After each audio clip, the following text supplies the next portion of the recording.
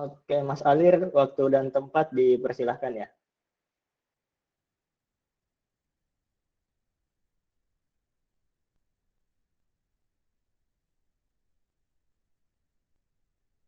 Halo, Mas Alir.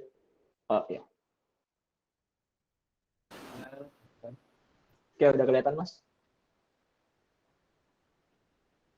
Salah.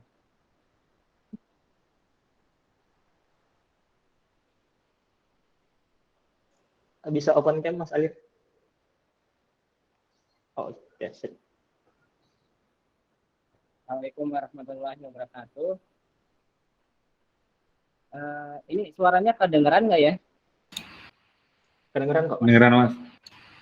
Uh, Tadi bagus banget presentasinya Mas Ucup ya. Saya jadi minder nih sebenarnya. Bismillah. Ya, mungkin materinya ini sebenarnya sederhana banget sih. Intinya tuh kita berusaha untuk nge-reuse code gitu ya. Jadi kan kita di apa namanya, di development ini kan kadang-kadang kita membuat berbagai codingan gitu ya, berbagai codingan yang mungkin sebenarnya antara di project satu sama project yang lain atau di repo yang satu yang sama yang lainnya itu banyak banget codingan-codingan yang mungkin sama gitu fungsinya. Nah, kali ini mungkin kalau ini saya cuma apa namanya? Sebenarnya bukan menggurui, tapi mungkin kita sharing aja sih gitu ya. Nah, kenapa kita perlu yang namanya nge-reuse code atau kita gunakan ulang kode yang sudah kita buat. Nah, yang pertama itu agar proses development-nya itu lebih cepat ya. Karena kan dibanding dengan bikin lagi dari awal, maka menggunakan kode yang udah ada itu akan lebih cepat. Dan juga alasan yang kedua itu produknya itu udah terstandarisasi. Nah, misalkan di codingan yang sebelumnya itu ini codingannya ini udah dikasih unit test, kemudian udah dipastiin logiknya udah benar, kemudian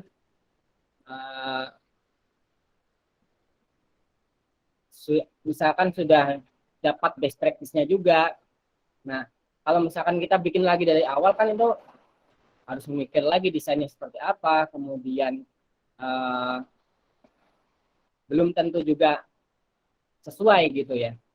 Nah, kemudian juga akan memperlambat proses development kita. Dan itu proses development ini akan memakan cost waktu yang cukup lama gitu untuk proses agile.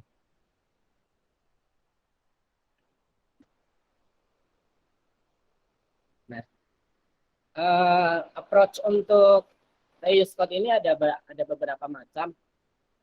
Yang pertama,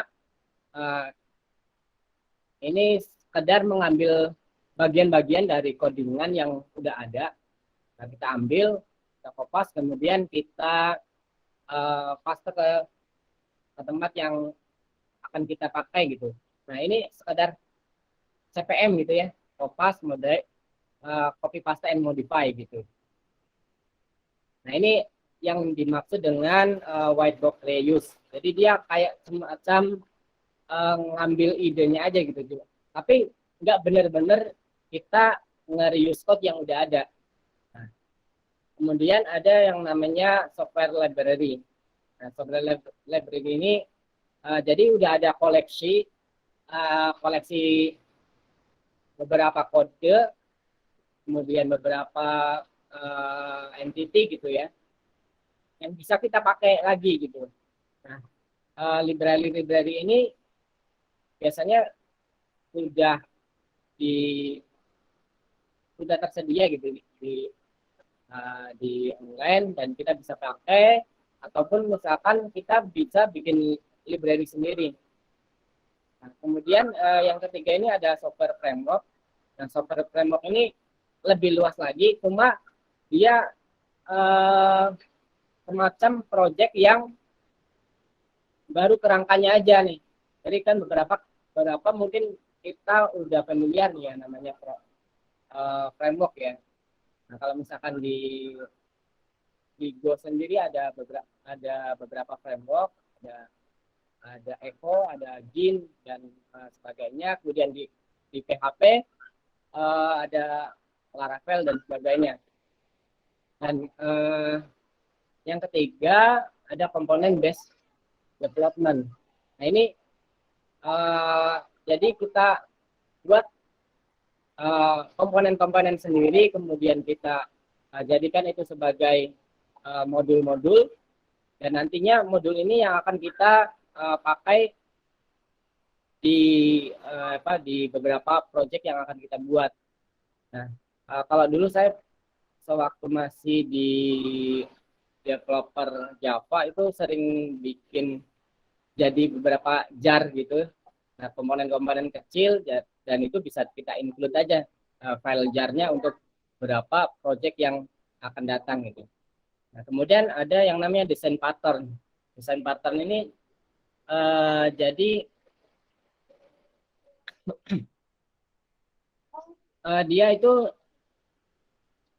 kayak semacam kita membuat sebuah interface atau membuat sebuah skeleton gitu. Nah, nantinya itu dia akan kita pakai, tapi enggak kita akan modif sesuai dengan apa ya, sesuai dengan yang kita mau gitu. Nah, ini desain pattern ini sangat erat hubungannya sama object oriented programming.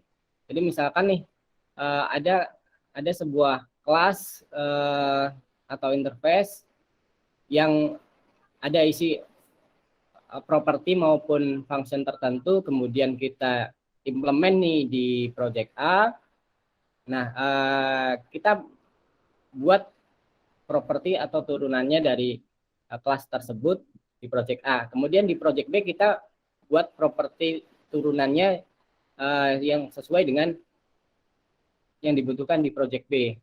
Misalkan kita buat di sebuah kelas, misalkan kelas hewan gitu ya. Kelas hewan ini kita turunkan lagi menjadi kelas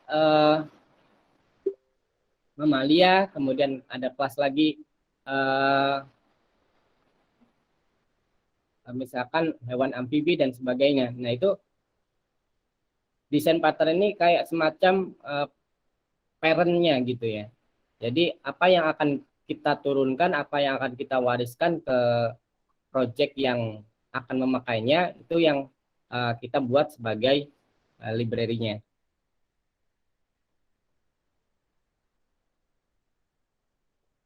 Nah, untuk yang sekarang ini kita akan fokus ke pembuatan library.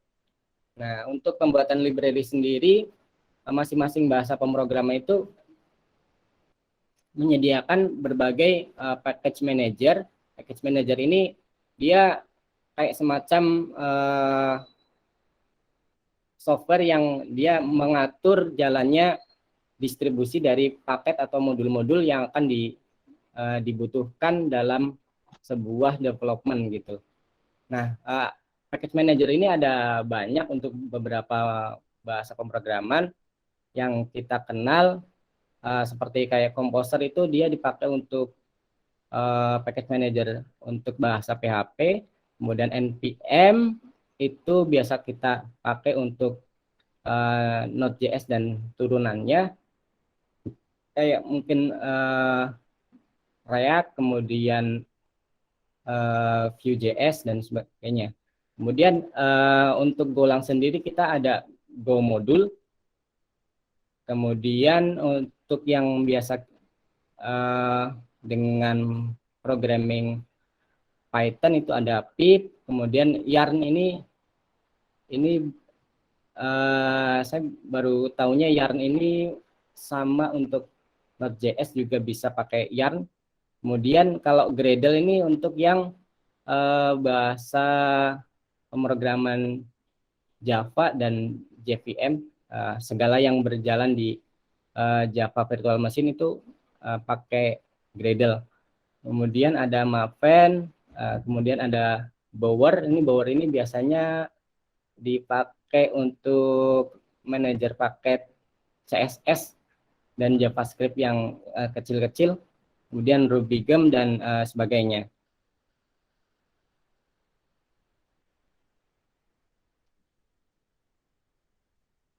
Nah, mungkin saya nggak begitu banyak ini teorinya.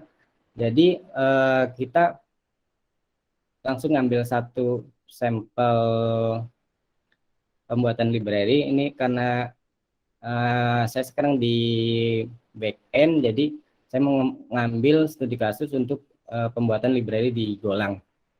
Nah, untuk pemakaian library di Golang itu ada di file go.mod. Ya, di file go.mod itu disitulah diletakkan beberapa library dependensi dari sebuah project dengan bahasa Golang gitu ya. Nah, seperti yang ditampilkan di layar ini salah satu ini saya ngambil dari reponya produk gitu ya. Ada berapa ini? Ada library yang dipakai di situ. Nah, strukturnya itu yang pertama itu dia modul, kemudian nama nama projectnya apa, kemudian dia pakainya Golang versi berapa, ini versi 1.15, kemudian di dalamnya itu dependensi mana aja nih yang dipakai dan beserta versinya. Jadi dia meskipun misalkan nanti ada perubahan dia si library-nya si dependensi ini ada naik versi, itu nggak akan berpengaruh kalau misalkan di kita itu versinya belum dinaikkan. Jadi kalau misalkan naik dan ternyata ada crash, itu harus kita kita coba tes ulang gitu. Kalau misalkan nanti ada yang perlu ada yang dia library ini ada yang obsolete gitu.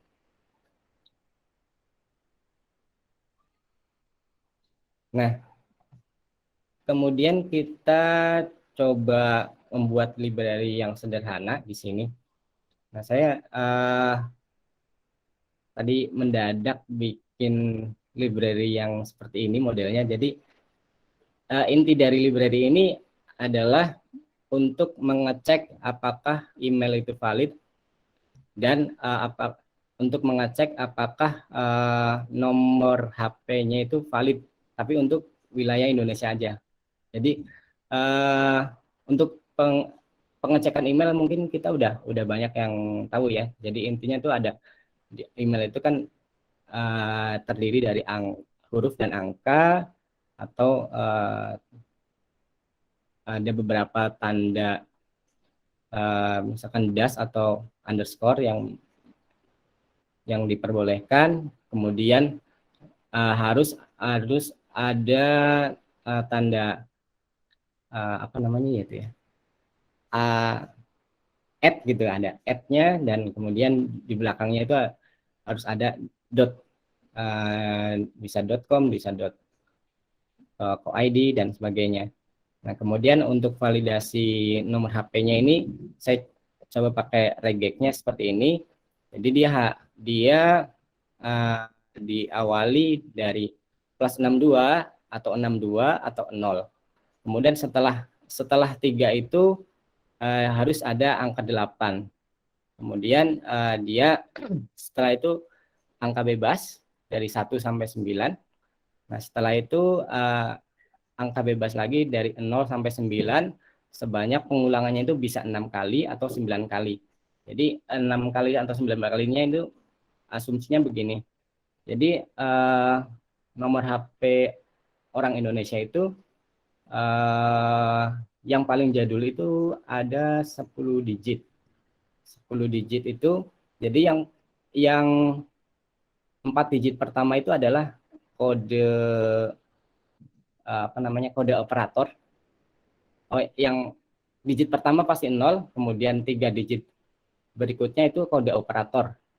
Jadi kayak misalkan 812 atau 813, 878 itu semuanya itu kode operator. Nah, sedangkan jadi kalau misalkan paling jadul itu ada 10 digit gitu ya totalnya, maka kode yang sebenarnya itu nomor telepon si orang itu hanya ada 6 digit di belakangnya.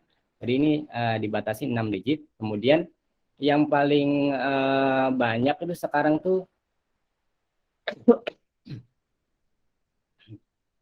yang paling banyak itu ada 13 gitu ya. Jadi dikurangi 4 digit maka tinggal 9 nih. Jadi ya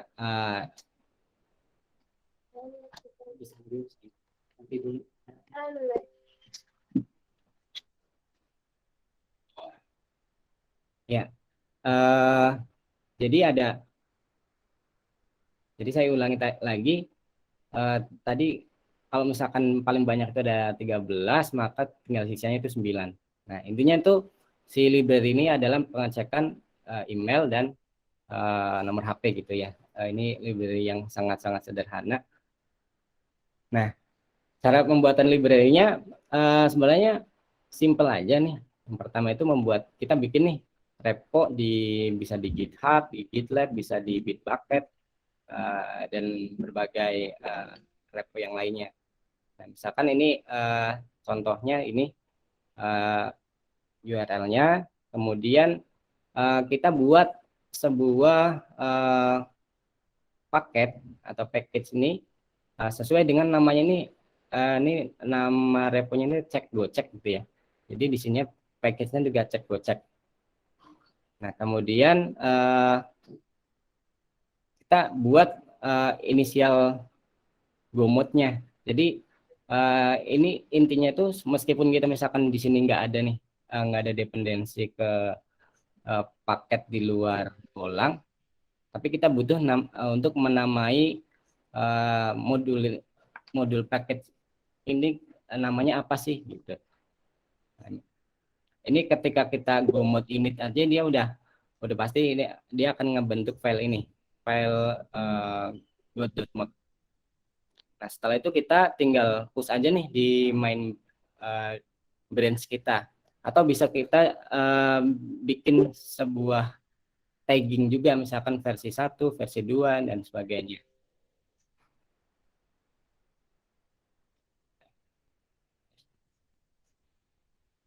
Nah, kemudian cara pakainya gimana? Cara pakainya tinggal seperti biasa, kayak kita pakai nge-get library, itu bisa pakai go get, kemudian ininya URL-nya. Nah, kemudian kita pakai nih, misalkan ini di sini saya bikin sebuah file main.go. Nah, di situ saya impor library-nya di sini. Nah, kemudian saya mau pakai buat validasi email dan validasi nomor HP. Nah, ini di bawahnya nih yang di terminal ini saya coba ngetes apakah email ini valid, kemudian ini yang nomor HP-nya juga valid, misalkan 1234567. Ternyata emailnya itu valid, tapi nomor HP-nya ini nggak valid nih, karena dia nggak diawali dengan angka 0 atau plus atau 62 gitu. Nah, setelah itu di run lagi dengan dicoba nomor HP yang strukturnya benar gitu. Nah, ini kan baru yang untuk repo yang publik ya. Nah, gimana caranya untuk yang repo yang di private? Nah, kan biasanya nggak bisa tuh kalau misalkan reponya itu private, untuk di ini ya, dijadikan dependensi. Nah, saya baca-baca, ternyata ada caranya juga sih. Gimana caranya si Golang ini bisa pakai dependensi tapi dari private repo. Nah, caranya adalah menambahkan Go Private di environment Golang kita. Jadi misalkan kita tambahkan nih dengan komen export Go Private sama dengan kemudian alamat reponya gitu. Nah, ini Go Private ini bisa lebih dari satu. Jadi nanti kalau misalkan ada nambah private repo lagi, tinggal di koma aja. Misalkan GitHub My Secret 1, kemudian koma GitHub My Secret 2 gitu. Nah, kemudian untuk setting kredensialnya itu bisa pakai netrc seperti yang di gambar sebelah kiri. Ditambahkan login dan passwordnya. Passwordnya ini biasanya untuk yang sekarang dipakainya itu ini yang pakainya yang token ya, bukan password login GitHub-nya, tapi nanti di generate token lagi buat ini bikin personal access token gitu. Itu ya yang sekarang dipakai di GitHub sama GitLab. Nah, bisa juga di setting di Git globalnya gitu. Nah, kalau yang ini nih, yang Git globalnya ini kalau misalkan semua private repo-nya itu pakai akun yang sama, jadi lebih enak pakai yang Git global ini. Jadi kita tinggal kasih ininya user sama personal access tokennya, kemudian ini alamat GitLab-nya apa,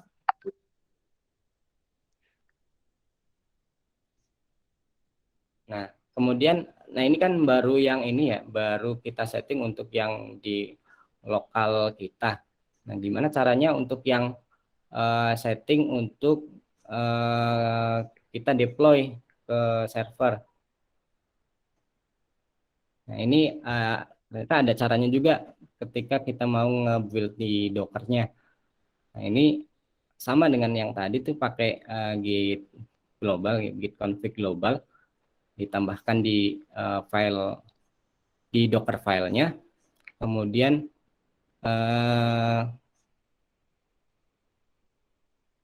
ya ini kemudian ditambahkan juga ininya.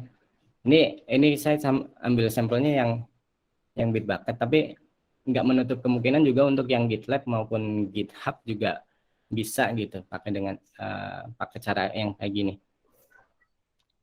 Nah, kemudian ini yang di samping kanannya ini yang Docker Compose-nya.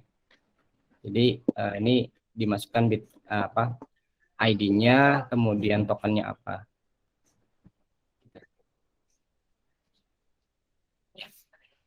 Mungkin itu saja yang bisa saya share gitu ya, karena keterbatasan waktu dan mungkin saya kurang mempersiapkan diri untuk menampilkan yang terbaik gitu ya. Ya kurang lebihnya saya mohon maaf, dan apabila ada yang mungkin ada yang mau ditambahkan atau mungkin ada yang mau dikoreksi, saya persilahkan. Oke, terima kasih Mas Alir, presentasinya bagus banget nih. Mudah-mudahan ke depan kita bisa punya library sendiri ya. Amin. Mungkin tadi ada dari saya mungkin ada tambahan. Tadi ada nyenggol soal deployment. Nah, di CI kita sendiri itu udah support buat private library khusus untuk di Golang ya. Jadi kalau teman-teman ngedevelop package library, saat ngedeploy ke servernya itu udah nggak ada masalah. Mantap, mantap. Ada pertanyaan, ini ada pertanyaan nih dari Mbak Nurul buat Mas Ucup.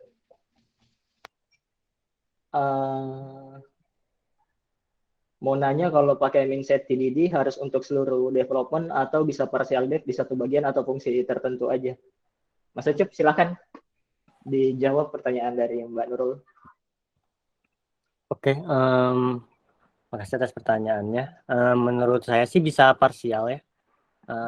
Karena di iOS development pun mayoritas sih pasti parsial, kadang nggak semuanya bisa dites. Nanti paling ukurnya dari code coverage-nya. Jadi semakin banyak unit atau fungsi yang ada tesnya tuh, semakin besar kode coverage-nya kan, dan semakin bagus. Walaupun kode coverage ini goalnya bukan mencapai 100%, tapi semakin besar, semakin bagus gitu. Dan setiap ada implementasi kode baru tuh nggak pernah turun drastis nilai si kode coverage-nya. Jadi bisa parsial menurut saya. Menurut Mas Ucup, idealnya tuh coverage berapa persen ya? Mungkin beda-beda ya tiap platform ya. Mungkin kalau di backend tuh lebih tinggi ya, karena kan lebih banyak bisnis logic semua ya. Tapi kan kalau kayak di iOS itu kan banyak UI-nya juga tuh, dan juga banyak kode-kode untuk menghandle si UI tadi di luar kode UI-nya gitu. Jadi pengalaman saya sih di 70% juga udah bagus kalau yang iOS. Idealnya 70% buat iOS. Oke. Sip.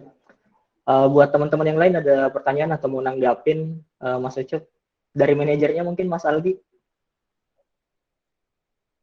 Halo Mas Ferul, kenapa harus dari gue? Nggak, kita ini main basket Mas, pantul-pantulan kan. Iya. Mantap nih Mas Ucup. Sudah di pelajaran juga buat teman-teman, nggak cuma dari iOS ya, maksudnya ini semua kali ya, konteksnya front end, tapi lebih ke apakah TDD itu efisien gitu. Terus kan ada juga BDD ya, ada TDD, ada BDD ya nggak sih? Ya Mas, saya sampai puyeng ininya. Kira-kira kapan ya Mas Ucup harus kita implement BDD kali ya? Ada DBD no katanya. BDD belum tahu sih, belum pernah. Oke ya, begitu Mas Hera belum tahu. Mungkin ntar ya, kalau dari perusahaan udah, atau dari sisi produk udah fokus ke arah sana, baru kita bisa implement. Tapi valid banget sih, ini penting banget buat stabilitas dari codingan. Terus untuk scaling, benar scaling project itu sangat penting. Sering disinggung juga sama Mas Apip buat kalau masalah over and over buat dipelajari. Nah sih Mas Hairul, sekarang kita lagi kejar juga. So far udah ada Mas Ucup kita ya di iOS ya, tinggal kita koreksi sedikit lagi terus diimplement ya. Yep.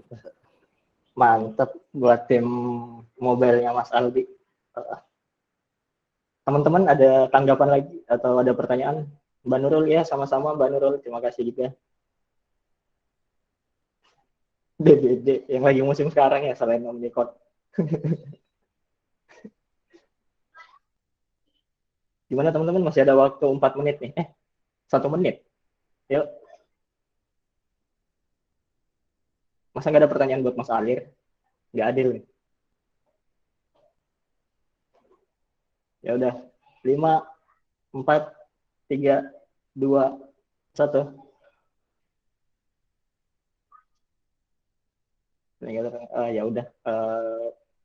Udah kita tutup ya. Nggak ada pertanyaan lagi. Thank you semuanya.